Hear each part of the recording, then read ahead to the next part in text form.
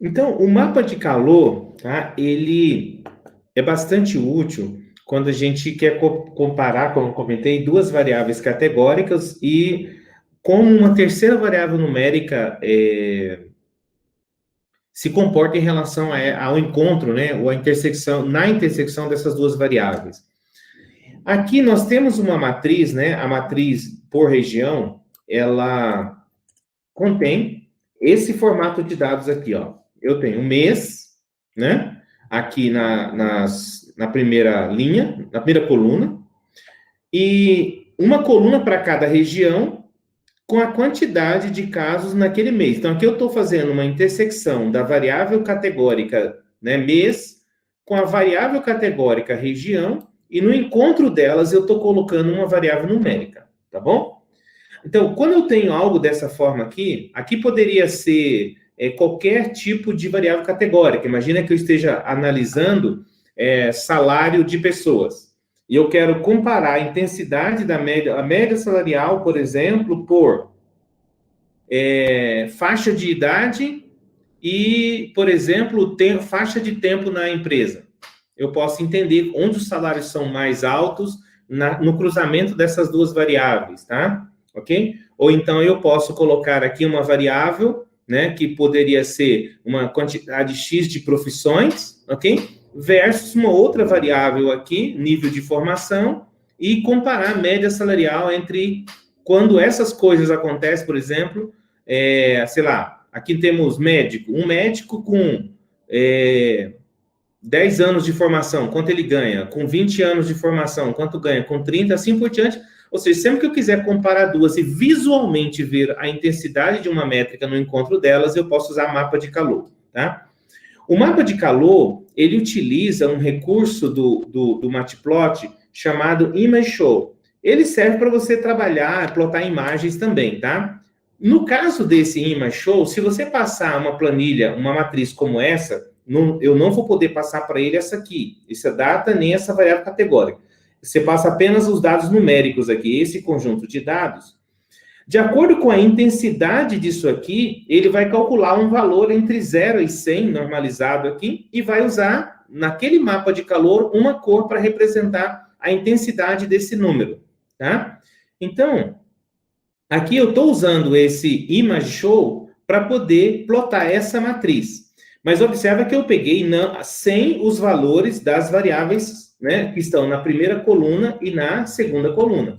Então, quando eu passo para ele, eu não posso passar os dados dessas aqui, ó. Nem dessa coluna, que é textual, nem dessa. Ele precisa de uma matriz somente de números, tá? Então, por isso eu estou passando só o conteúdo aqui para ele poder plotar como imagem para mim.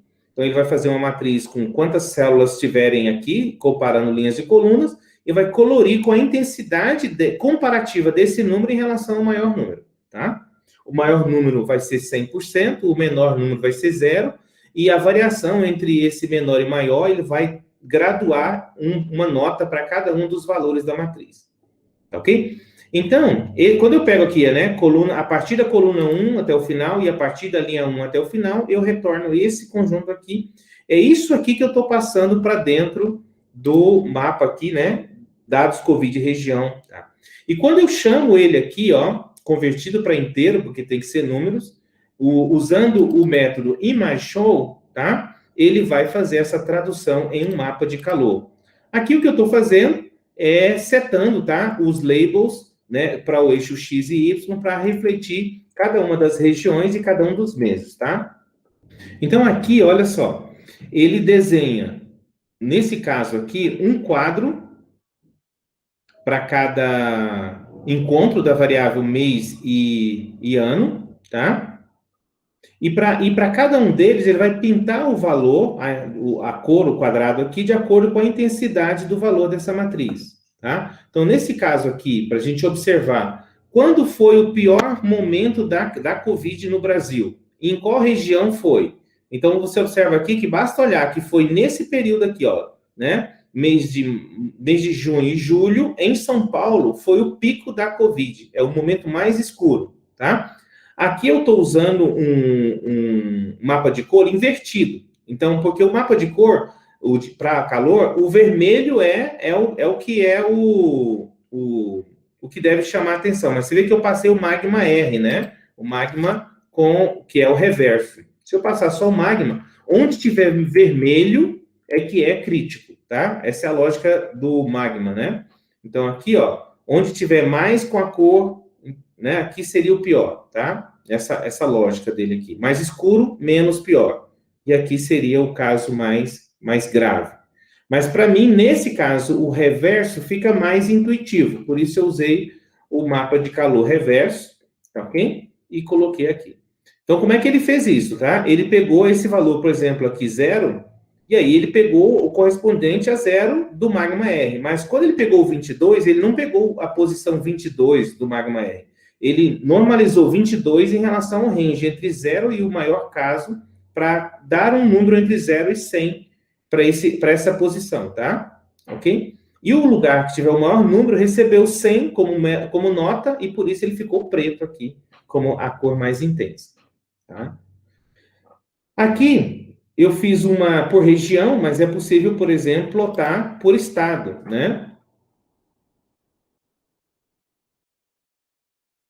Aqui, por estado, poderíamos ver onde a crise teve mais difícil, né? Olhando estado a estado. E aqui nós veríamos, por exemplo, que no estado de São Paulo, né? Aqui foi o momento mais crítico quando comparado por estado. Mas você vai observar que há regiões, né? Onde teve situações críticas. Olha, o Ceará teve um momento crítico, né? Pernambuco aqui teve um momento crítico, tá? E aqui outro momento crítico aqui. Por que é importante esse tipo de visualização? Porque se você olhar essa matriz aqui, em qualquer tabela, se você pegar isso aqui, o seu olho nunca vai ver essas correlações, né? Perdão, deixa eu pegar aqui. Pegar a matriz... Não, matriz estável. Direto à matriz estável. Não, humanamente falando, nossa mente é incapaz de olhar esse tanto de número... Peraí, eu só quero a matriz estável, gente. Só um minutinho. Olhar esse tanto de número aqui, ó. Olhar isso aqui, a gente não consegue enxergar sentido nisso, na verdade. Ó, não faz nenhum sentido. Eu não consigo fazer correlação entre onde teve um problema ou não, porque isso aqui não é próprio para a mente humana. Tá? Mas quando eu transformo isso no mapa de calor, em questão de segundos, nosso olho já capta onde o problema está grave, entendeu? Então, por isso, mapas de calor ajudam bastante quando você está analisando comparação de variável categórica por uma intensidade, né, de uma variável numérica, tá? Então, olha, isso aqui dá uma visualização muito clara. Beleza? Claro que você poderia colocar isso aqui num gráfico de linhas, onde uma linha para cada região no tempo, e você também poderia comparar onde a linha tiver o maior pico é o maior problema, aí você veria isso em 2D também, tá? O que eu quero mostrar para vocês é o seguinte: o que tem para além desses gráficos que eu mostrei para vocês? Existe uma infinidade de coisas. Então, o Matplot, ele tem uma galeria de exemplos onde você pode visitar essa galeria e explorar ela quando você tiver alguma necessidade, ou até para ir aprendendo, tá? Então, nós aprendemos a fazer um gráfico um pouco mais, os mais básicos e que resolve 90% das suas situações, mas você pode visitar a galeria e falar assim, eu queria um gráfico que é chique aqui para uma coisa Quad Mesh Demo, sei lá, às vezes você precisa disso. Então, você pode procurar aqui na galeria, eu quero um Tree Contour Smooth Delaunay, sei lá. Então, você vai aqui ele vai explicar como fazer esse mega gráfico aqui, que já confundiu o meu cérebro só de olhar para ele, tá? Então, fiquem com essas referências em mente, tá? A própria documentação do Matplot vai dar para vocês um acesso a um mundo muito maior. Imagino que só estudando Matplot dá para gastar umas 100 horas estudando cada um dos tipos de potenciais que tem os gráficos dele, tá? Tranquilo até aí?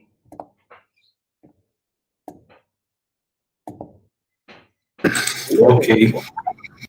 Em cima do Matplotlib, tá? Aí, esse é o detalhe da linguagem de programação, né? Principalmente orientada a objeto, que você pode pegar uma coisa que já existe e aprimorá-la, né? Encapsulando ela em outra classe e usando os mecanismos de programação como herança e a coisa ficar mais sofisticada.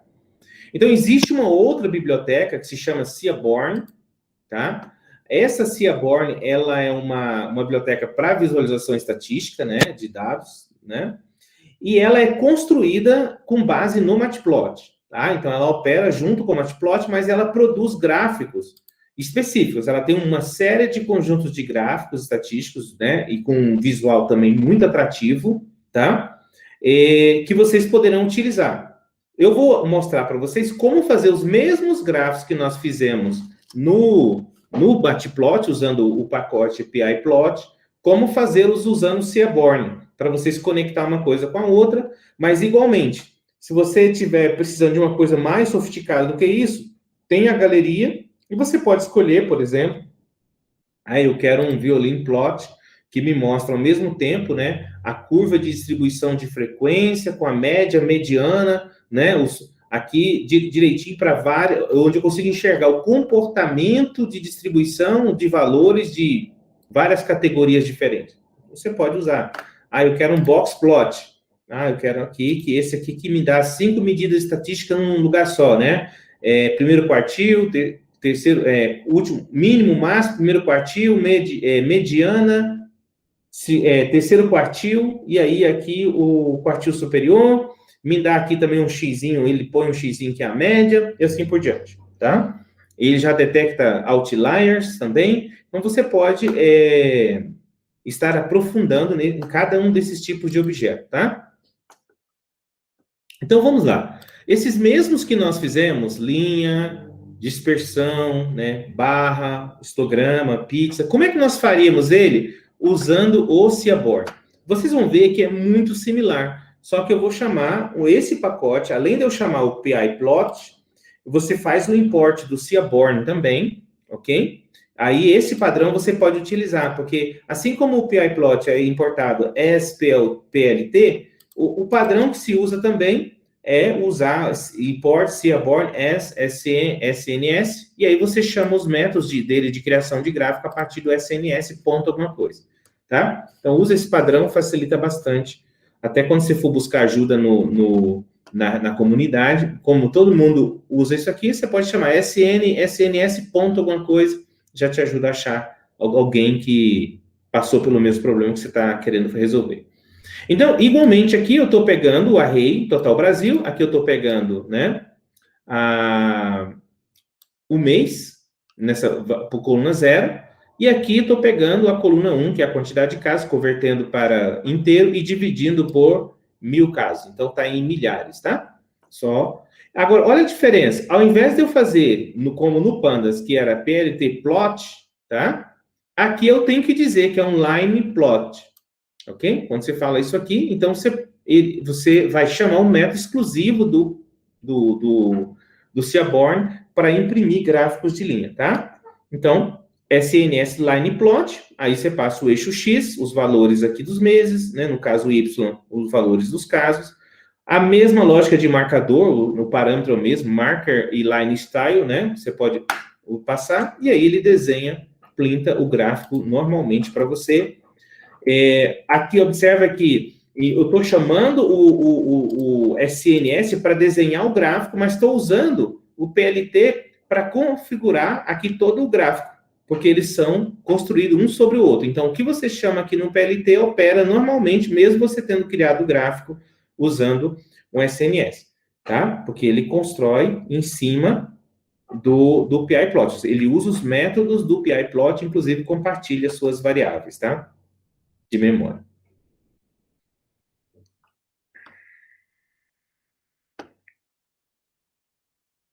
Ficou muito grande essa minha figura. Deixa eu pegar aqui, deixa eu ajustar. Esse aqui eu setei ele para ficar bem grandão, né? Deixa eu só diminuir aqui.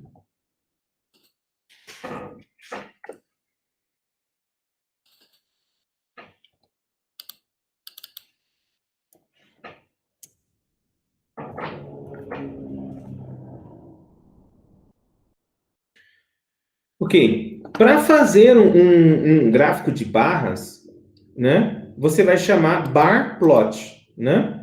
Ok? A diferença básica é essa, mesma cor XY, você vai passar aqui uma paleta de cores para ele poder definir, ele já vai colorir cada uma das barras, né, de uma cor para você, ok? Aqui eu passei a variável, né, x.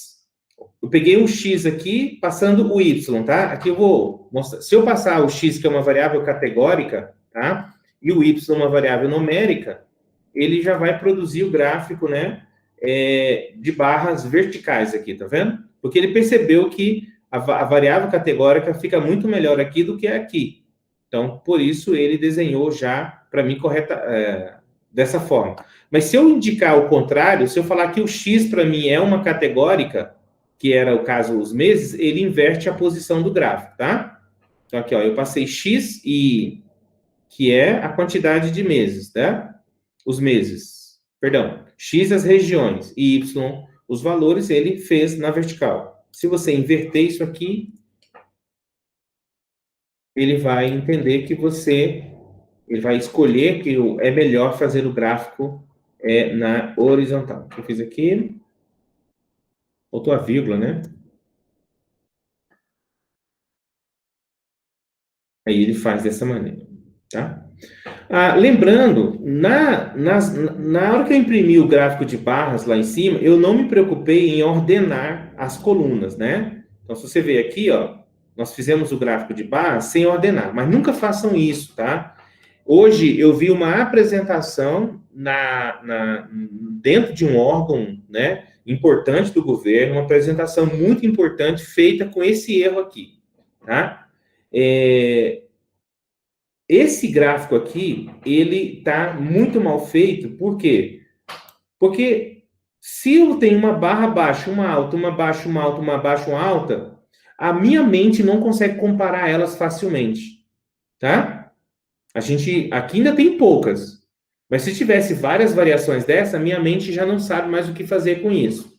Então, se você estiver fazendo um gráfico de barras, e é uma variável categórica que você está usando aqui, tá? Você deve ordenar o gráfico de acordo com o que você quer valorizar. Se você quer valorizar que algo está decrescendo, ou qual é o maior, então você põe do maior para o menor. Então você vai pôr a barra maior aqui, depois a segunda menor, e assim até a menorzinha do lado de cá. Porque você quer chamar atenção para esse ponto. Lembra que o nosso olho olha da esquerda para a direita, de cima para baixo. Então, se você quiser valorizar aqui a informação, por exemplo, de quem ganha mais, você põe a maior aqui e decresce. Se você quer colocar o que custa menos, né? Qual o item que custa menos? Aí você coloca da menor para maior, porque você vai já chamar atenção para o que custa menos, tá ok? Então, aqui nesse gráfico que eu estou fazendo aqui no Seaborn, eu fiz esse procedimento de ordená-lo, né? Corretamente, porque sempre que vocês forem fazer, lembrem desse detalhezinho. Então, aqui, vou pegar aqui. Então, o que eu estou fazendo aqui? Olha, eu peguei e zipei, né, as duas variáveis, tá? Os meses, né, com a quantidade aqui separada por 1000, e eu mandei ordenar essa tupla usando essa função aqui, né, lambda. Então, a chave é uma função que pega a parte 1, tá ok? Que seria essa parte aqui, né, porque a 0 é o nome da região, a parte 1 desse array é o valor. Então, ele vai pegar esse 1 aqui para usar como chave de ordenação dessa tupla, tá ok? E aí eu estou chamando um reverso igual a true, porque eu quero que ele ordene em ordem decrescente. Então, como resultado, ele vai gerar um conjunto aqui, ó, de tuplas ordenadas. E aí eu faço um list comprehension para separar um do outro, para poder passar aqui como valores, tá? Esse pedaço aqui, ó, tá claro para vocês o que está acontecendo aqui? Vocês querem que explica pedacinho por pedacinho?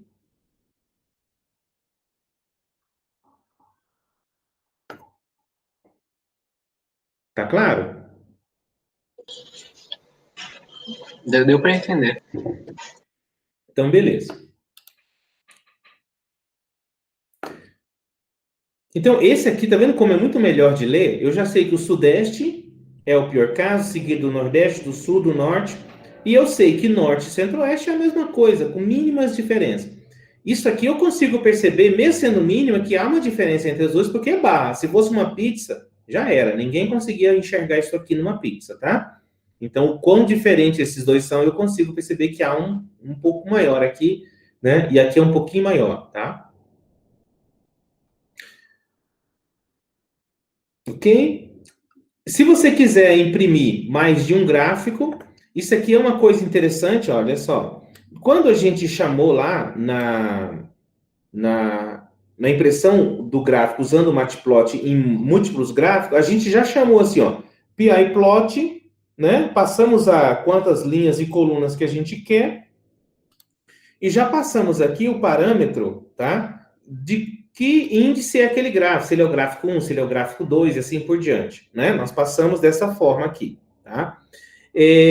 Aqui é uma outra forma interessante de fazer, que você pode chamar o PIplot, passando já o tamanho da figura como você quer em termos de linhas e colunas, e como retorno, ele vai te retornar esse conjunto, ele vai retornar uma variável que tem um apontamento para o objeto figura, né, que é esse ambiente aqui da variável, tá? Um para o primeiro gráfico e um para o segundo gráfico. E a partir daí você pode já chamar os métodos direto no objeto de cada gráfico, tá? Como ele faz aqui, tá? Então agora, uma outra forma aqui, eu estou dizendo, ó, faço um gráfico de barras, mas eu digo que é o local que ele vai fazer nessa imagem aqui é no local AX1. Então, em vez de eu dizer uma posição, eu passo uma variável que aponta para aquela área do gráfico, tá?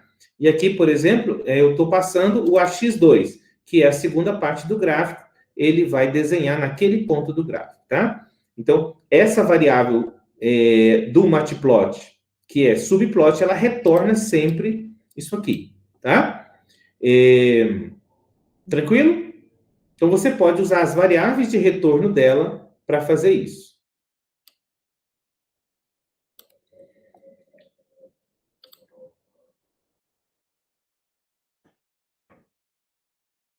Lembre sempre, se você tiver qualquer dúvida com relação a qualquer método, você pode chamar o método help, tá? Para poder acessar a documentação. Aqui, ó. Mas tá vendo o returns? Ele retorna a figura, tá? Que é o objeto que aponta para a propriedade figura, né? Que desenha as características daquele gráfico. E os axes, né? Que são cada uma daquelas posições onde um gráfico será inserido, tá bom? Ok? Ele traz um array de axes. Se você falar que é um gráfico 3x3, ele vai trazer um array com 9 valores desse, e você pode manipular cada um deles individualmente, tá? Aqui, ele transformou o array, perdão, aqui, ó, ele recebeu a fig como uma variável, e o array de axes, porque aqui vai ser dois gráficos, ele recebeu como uma tupla, né? O array ele transformou numa tupla, e aí ele pode acessar eles individualmente. Então, aqui nesse caso, nós imprimimos os dois gráficos, deixa eu deletar isso aqui.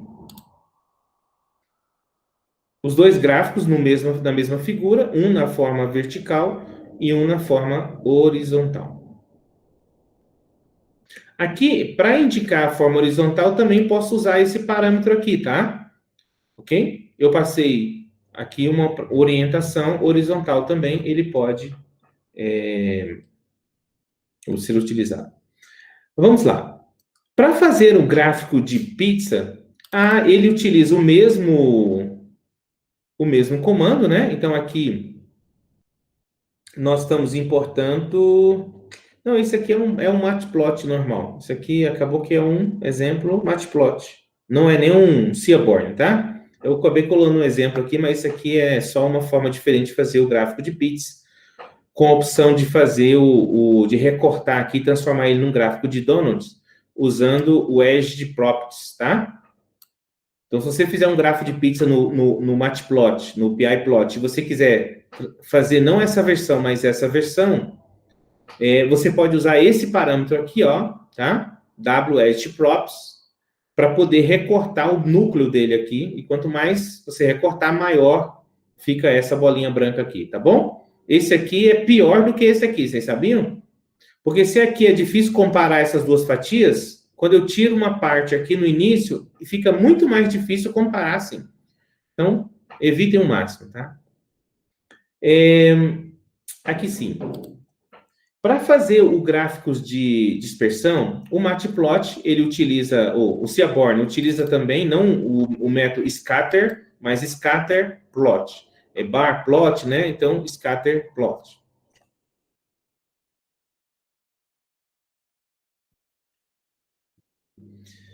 Deixa eu aumentar o tamanho dessa figura. Tá muito... Deixa eu colocar, ficou muito apertadinho os gráficos aqui.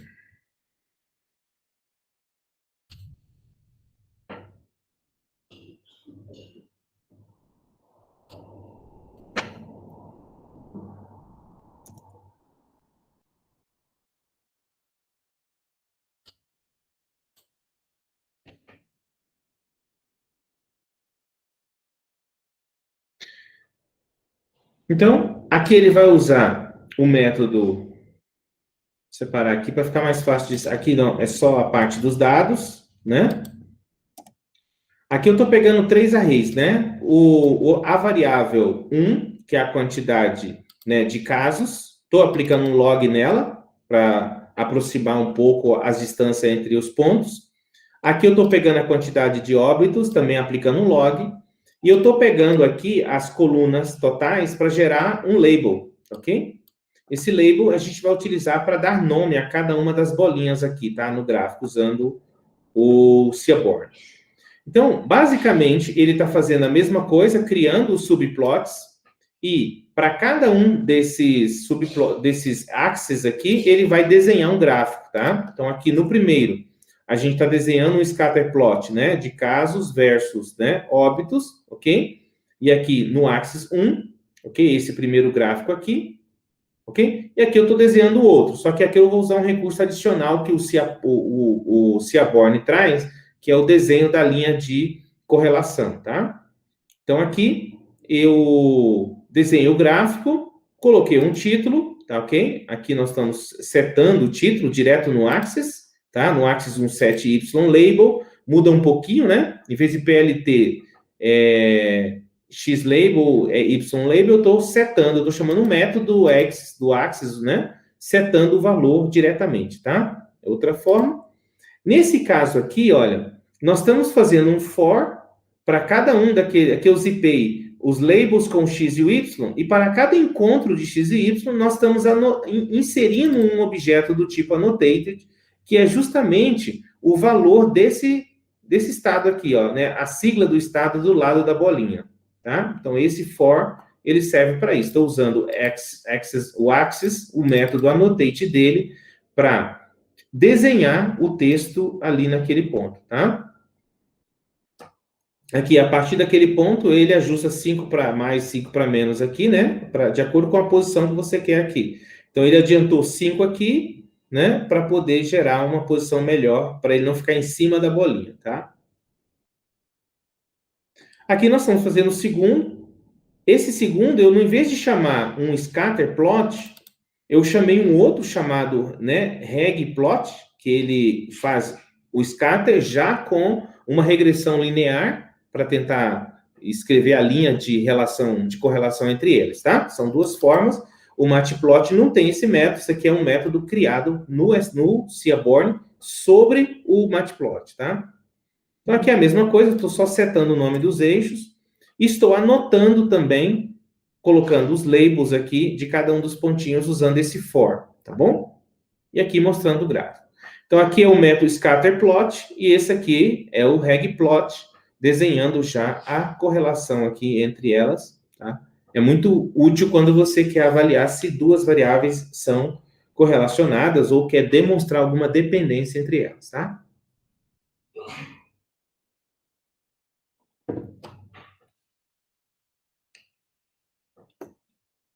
Aqui, se nós quisermos desenhar um gráfico de bolhas usando o Seaborn, nós vamos chamar também o mesmo método aqui, que é o scatter plot, tá? Ok? Só que aqui nós estamos passando um parâmetro para ele que é o sizes, né? Ok? Aqui eu estou falando que o sizes vai variar de 1 a 1000, ok? E aqui eu passei para ele um array de sizes, tá? Aqui esse array, ele tem, para cada ocorrência de x e y, né? Ele vai ter um S para indicar qual o tamanho da bolinha, e aqui eu faço o índice de variação da bolinha para ele poder mudar as proporções dela, tá? Então aqui, ó. Se eu vou reduzir aqui para vocês terem uma ideia do impacto disso no desenho do gráfico. Então, se eu colocar ó, que ele varia de 1 a 100, ele vai normalizar isso variando de 1 a 100, mas eu posso indicar aqui que varia de 1, né, a 1000, 10.000. Aí ele vai ajustar a proporção das bolinhas baseado nesse fator, tá? Né? Tipo, nesse range de variações. Tá? Vocês podem ajustar tanto esse parâmetro, quanto aqui passar uma métrica que vai definir o tamanho do size. Tá bom? No caso aqui, olha, eu estou pegando o log da quantidade de casos para o eixo X, o log da quantidade de óbitos para o eixo Y. Então, ao aplicar o log, esses valores perdem um pouco a referência, tá? Então, eu usei o size para poder determinar, para dar uma evidência na quantidade de casos, né? Ok? A coluna 1 é a quantidade de casos, desses totais por estado. Então, ele está sendo usado como um valor para ser definido aqui o tamanho da bolinha. Beleza? Aqui eu estou fazendo for também para poder pintar o nome, né, de cada uma das bolinhas. Ok, pessoal? Beleza. Como é que a gente aprende e domina esse negócio aqui? É igual andar de bicicleta, tá? Quanto mais usa, mais craque você fica, né? Com o tempo, você já faz de cabeça, nem precisa de uma referência externa. Você já sabe o nome das propriedades, já vai setando elas de uma forma muito padronizada. Uma coisa importante também é que uma vez que você aprendeu essa lógica aqui, ó, eu tenho que ter um eixo X, um eixo Y, se você estiver usando um data frame, se você estiver usando arrays, o que você tiver, você consegue transformar para preencher corretamente os parâmetros.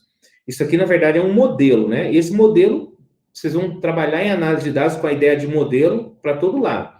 Se um modelo de visualização de dados, você tem o parâmetro X, o parâmetro Y, o parâmetro size, o parâmetro color e assim por diante. Você está preenchendo os dados e o modelo se desenha. Quando você vai para aprendizagem de máquina, inteligência artificial, qualquer que seja a forma de modelagem, é a mesma lógica. Você vai ter um modelo que recebe variáveis e resulta numa resposta que, nesse caso, não é visual. É uma decisão, é uma previsão, é um cluster e assim por diante, tá? Mas vocês vão acostumando sempre com essa ideia de modelos. Isso aqui é um modelo visual. Outro gráfico que a gente fez lá foi o gráfico de histograma, né? No caso do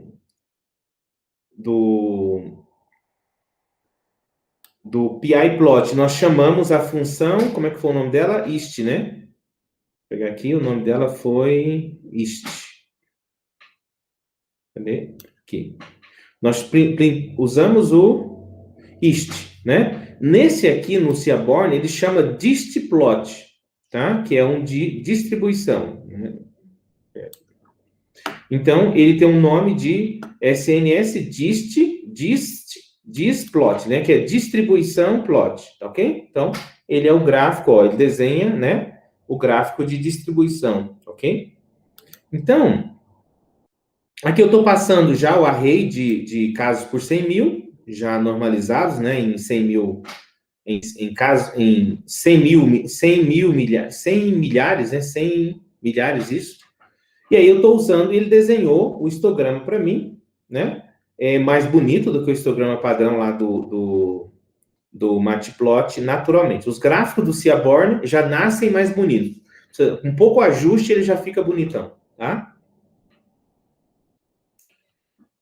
Igualmente, se nós quisermos desenhar o mapa de calor, lá nós tivemos que usar o Image Show, IMG Show, mas no Seaborn ele tem um método próprio para heatmap, tá? Ok? E aí é muito mais fácil de usar, porque lá naquele eu tive que fazer um método para que ele pudesse imprimir aqui os nomes das regiões, o nome dos meses direitinho.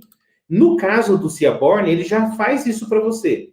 Então, eu tenho aqui, né, os dados, que aí é a matriz só com os valores numéricos.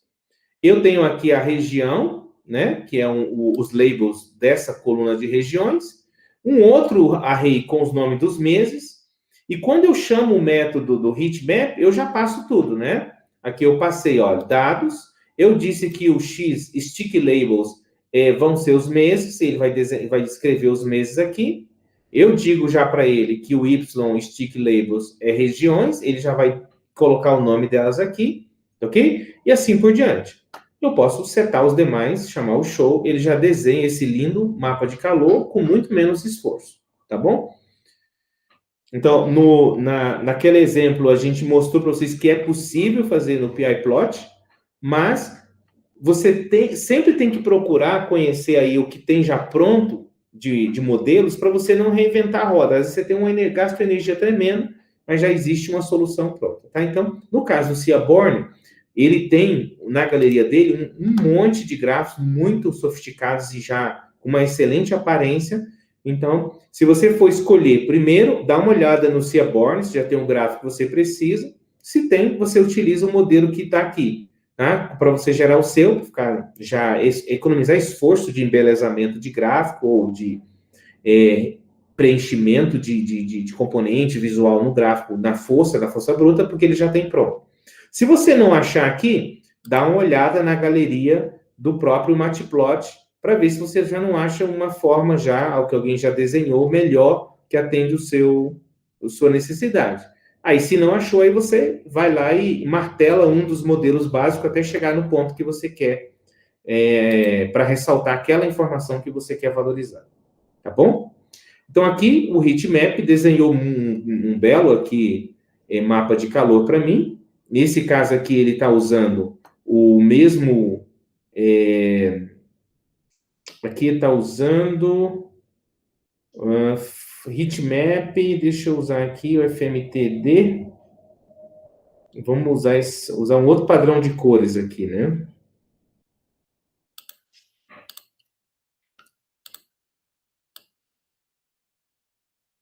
Deixa eu ver o parâmetro para a gente poder usar o magenta reverso aqui, que fica muito mais legal do que esse aqui, que é.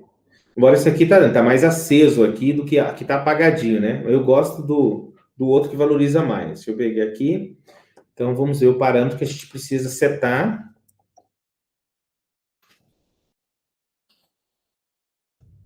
Lembre que vocês nunca conseguirão guardar, né, todos esses negócios na cabeça, a não ser que você trabalhe com isso de manhã, de tarde, de noite, tá? Aqui a gente pode passar o CMAP aqui, igual.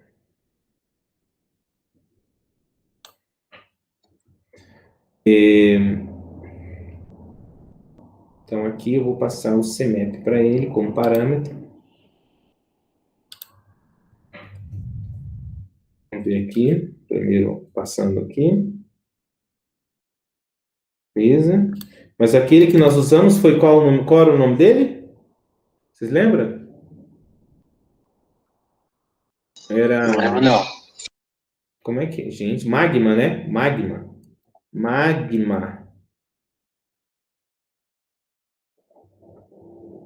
Só que nós usamos o reverso, né? Magma R. Se você tiver dúvida sobre qual é o CMAP, o mapa de cor, lembra daquele gráfico chique que nós fizemos lá com todos os CMAPs, você lembra? Aí ele te dá uma... Deixa eu pegar Sim. aqui. Aí vocês podem explorar ele, que aí você... gostei de tal, tá? Aqui, ó. Eu queria um diferente, tá? Você pode escolher aqui. Beleza? Então, ele tem o parâmetro. E aqui, por exemplo, eu não me lembrava como passar o parâmetro. O que que eu fiz? Eu vim no Help. Aí você olha com atenção a documentação, ela vai explicar aqui para você, né, quais são os parâmetros de entrada, geralmente, e se tiver algum retorno, ele vai dizer o que que volta como saída, tá? Então, aqui você pode usar. Então, a gente viu que tem o parâmetro CMAP, e por isso nós utilizamos ele para especificar o mapa de calor que a gente queria. Use isso a favor de vocês, tá?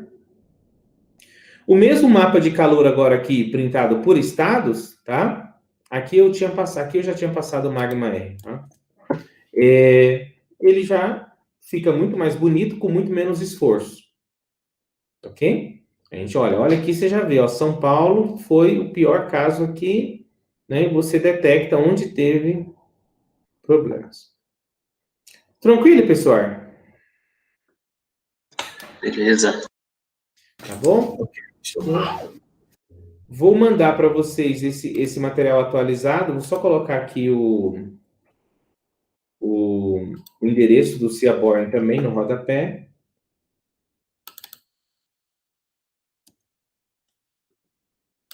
Que aí você já fica com a referência aqui.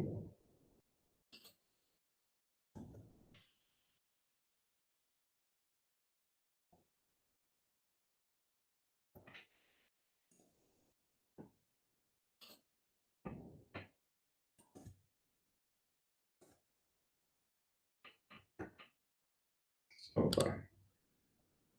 Alguma dúvida, pessoal? Muitas, né? Porque na hora que começar a usar de verdade, assim é que começa a pintar as duvidazinhas, né?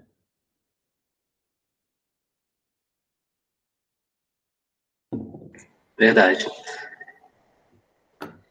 Então, quando tiverem a oportunidade, tá? Utilizem. O que que eu sugeri aqui como exercício para isso, tá?